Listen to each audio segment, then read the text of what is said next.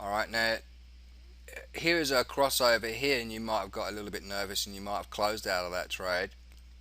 But when you see it cross over for the first time, you should be okay. You should might make a fair few pips out of it. Let's say over here to there. Let's take a look to see if there is actually a support line up here. You can go back over a little bit, and we can see there is a bit of support and resistance levels there, so that works out okay. Oh, I think I just lost my spot. Alright, okay, so here is another Kumo cloud, and where it crosses, so we want to try and go long at some point. So it's come back 26, and it's actually above. Okay, so that's good. And we would have actually probably gone long in and around about here. Now, again, I mean, your stop losses, I mean, you're going to be a little bit nervous trading off the 4 hour, and different strategies you're going to be even more nervous. That one there with the Kumo breakout and looking for the Kinju span, for it to break out, it needs to have broken out after the 26 periods, and if it has, you can go long. And when you use that particular setup, you need to be careful as well and not close the trade out too soon, because it does take a while for it to get into the area where you need it to go. Alright, that's the second one, the strategy. The third one is it's a Kumo candle breakout. Okay, and a Kumo candle breakout is where you see the candle breaking out here, and then eventually it goes long, and when it breaks out here, eventually it goes short. But when you're using this particular strategy of the Kumo breakout, when a candle breaks, again, you need to sort of look at this particular point where you would enter the trade and then say to yourself, okay, is this going to be an immediate support or resistance, and how can you find out without drawing these lines in? Well, the answer is pretty simple.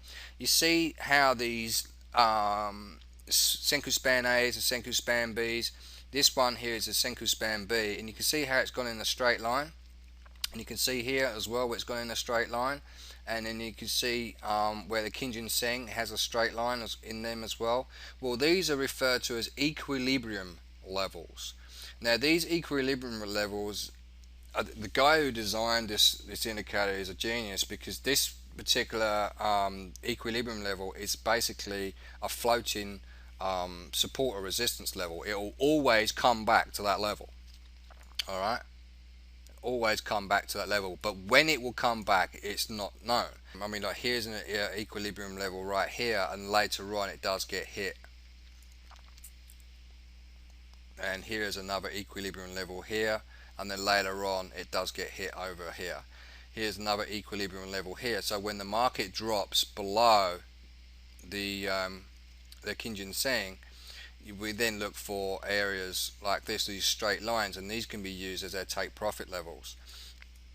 Alright, so when we're looking for the cloud breakout, the Kumo breakout, here's a breakout right here, and then I will take a look to my left and I will see if there's any equilibrium levels, and here's one right here, and I would use that as my first take profit level. Okay, so here's the breakout, go in on the next candle, and then boom, Bob's your uncle, your take profit gets hit. Alright, let's take a look for another one. Here's another breakout right here, and we look for an equilibrium level. Here's our breakout. Our first equilibrium level is there, and our breakout was here, and on the next candle our take profit does get hit, but that's 60 pips. You might want to get more. And you may have actually put your next equilibrium around about there, but you can see how long it took for this particular trade to go up and hit that target. Alright, it took all the way up until around about here, which was like 200 hours away.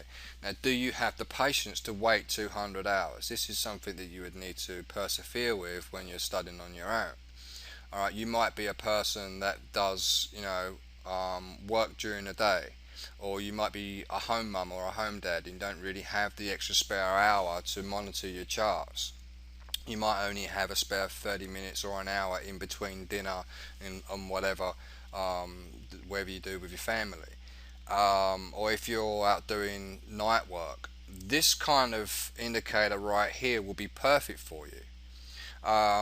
Because not only does it allow you to look at the chart for 5-10 minutes and see where it is you are at this particular point in time, like right now, what's going to happen, it's going to touch the top of this this line here, which is the bottom part of the Kumo cloud, and this Kumo cloud is Senku span A, and this will represent, because the currency prices are below the Kumo cloud, this will represent a floating resistance level.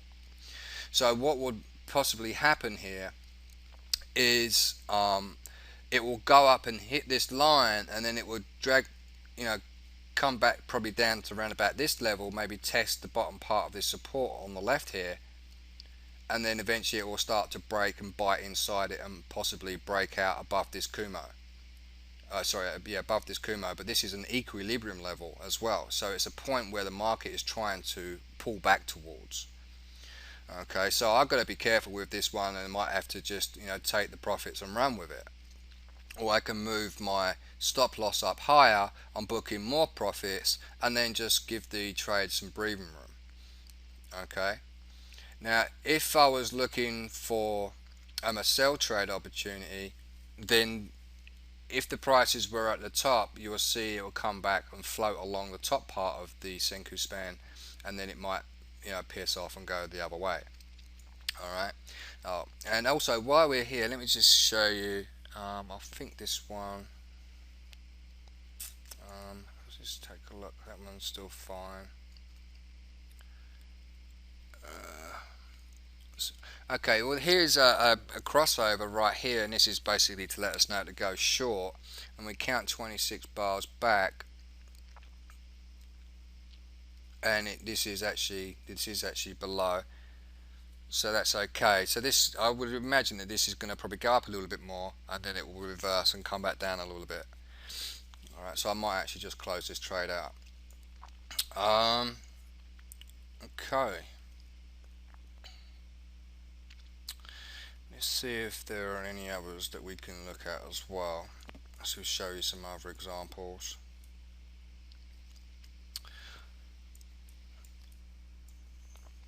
Okay, here is a Kumo cloud breakout right here, and then we can target an equilibrium level, which is right here, or we could target this equilibrium level on this blue line right there. Okay, and eventually you can see where we break out from here, and our Kumo line was there, equilibrium line, I beg your pardon, was there. So that's 60 odd pips.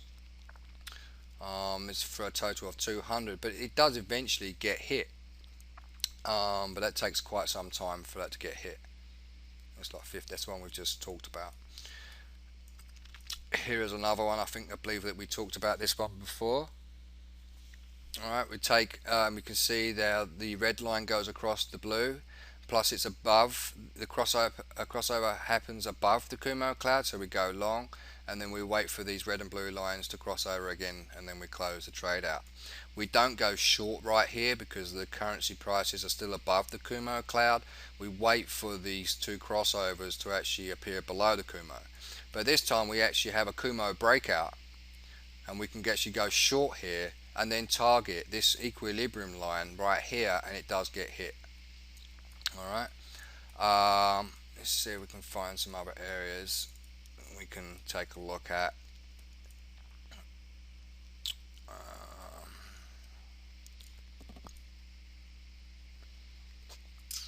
This is another Kumo breakout, that's actually above. So that's fine, so that's a trade, but eventually it goes up. It takes a while for that one to work out.